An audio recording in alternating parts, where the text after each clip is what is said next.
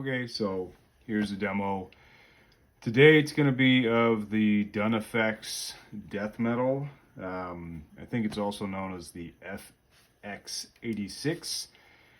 And it's a clone or recreation, I guess you could say, of the DOD Death Metal and the Digitech Death Metal. And the biggest difference is I find that there's like a shift in the mid-range. And I also really like the idea that you can actually adjust the gain.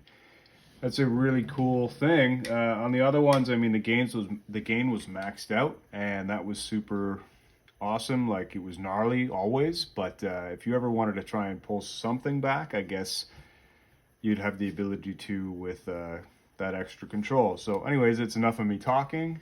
Everything at noon practically, so here we go. Clean tone.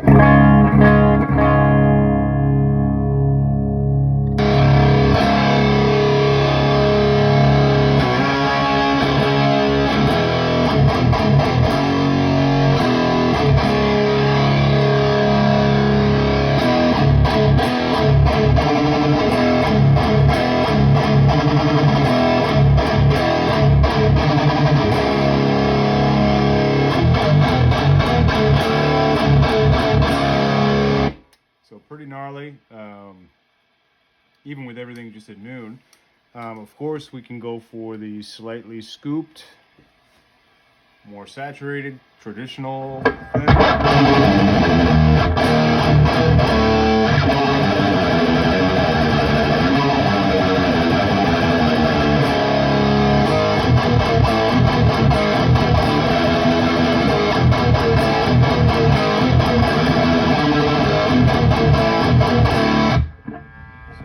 Scoop. Let's scoop it a little more.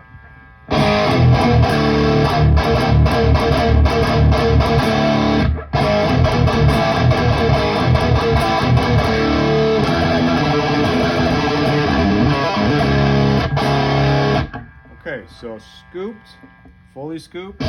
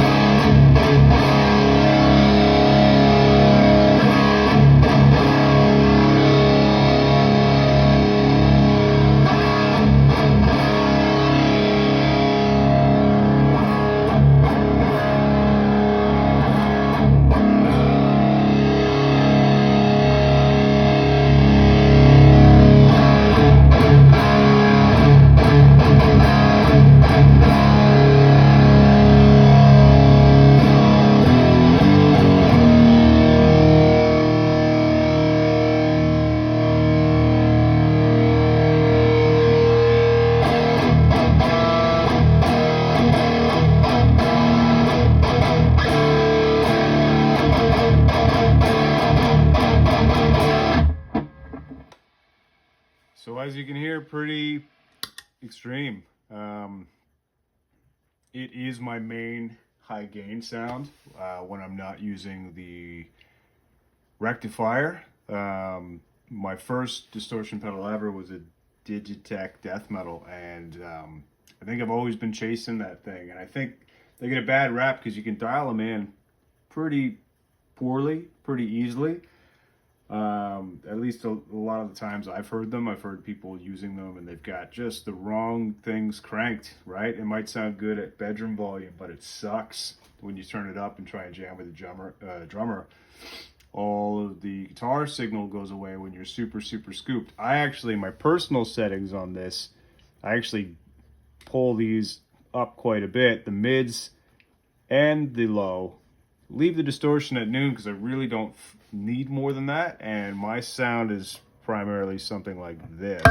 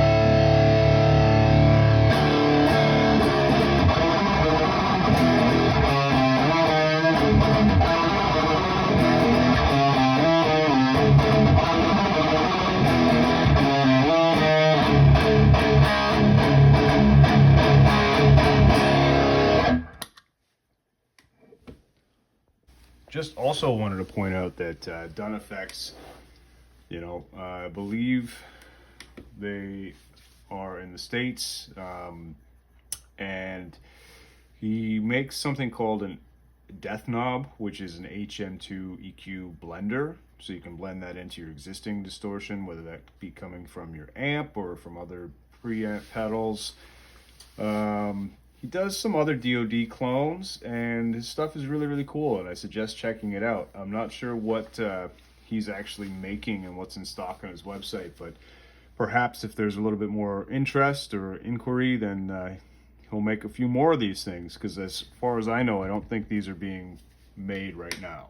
But I love it. It actually has replaced the Death Metal Digitech and the DOD for me as my main. I like the sweep of these knobs a lot more. I like the fact that there's gain control, and I have a little bit more tweakability, and I just find that it's just like such a solid build quality.